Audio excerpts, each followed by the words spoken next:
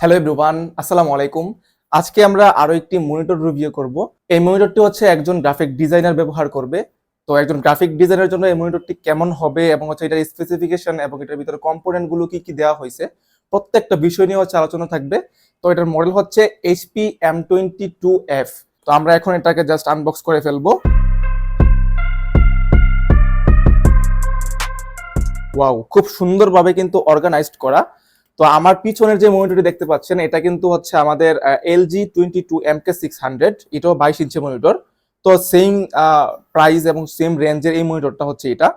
তো এটা কিন্তু খুবই ভালো লাগছে আমার কাছে, এটার প্যাকেজিং এবং হচ্ছে যে অর্গানাইজ যে সিস্টেমটা, ওভারঅল আমার কাছে খুবই ভালো লাগছে। এবং সবচেয়ে ভালো কথা হচ্ছে এটার কেবল কোয়ালিটি কিন্তু ওটার তুলনায় অনেক বেশি ভালো মনে হচ্ছে আমার কাছে। এবং এটার মধ্যে কিন্তু দুইটা পোর্ট দেওয়া হয়েছে, একটা হচ্ছে VGA পোর্ট এবং এখানে আরো একটি পোর্ট আছে। এই যে এটা এটা হচ্ছে HDMI পোর্ট। আর এটাই হচ্ছে অ্যাডাপ্টার। অ্যাডাপ্টারটা হচ্ছে এরকম আর কি, ল্যাপটপে অ্যাডাপ্টারের মতো।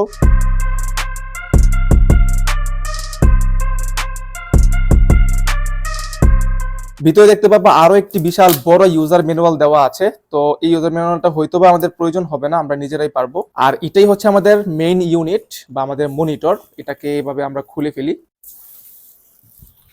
ওয়াও, দেখা যাচ্ছে খুবই ক্লিন। এটা যে বেজেল গুলা খুবই চিপ এবং একদম বর্ডারলেস মনিটর এটা।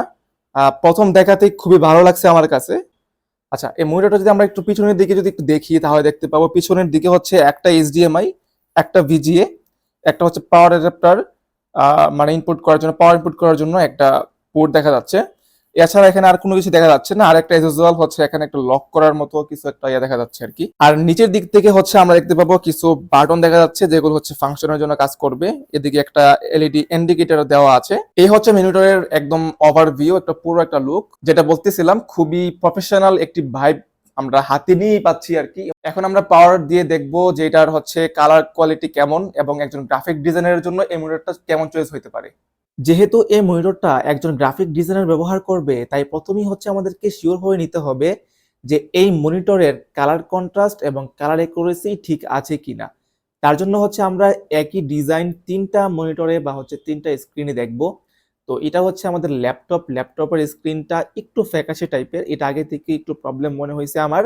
তো ডিজাইনটা কিন্তু এরকম দেখাচ্ছে। আর এটা হচ্ছে আমাদের প্রাইমারি মনিটর, সেটা হচ্ছে LG22MK600। এই মনিটরটা কিন্তু ম্যাক্সিমাম ডিজাইনারদেরকে ব্যবহার করতে দেখেছি।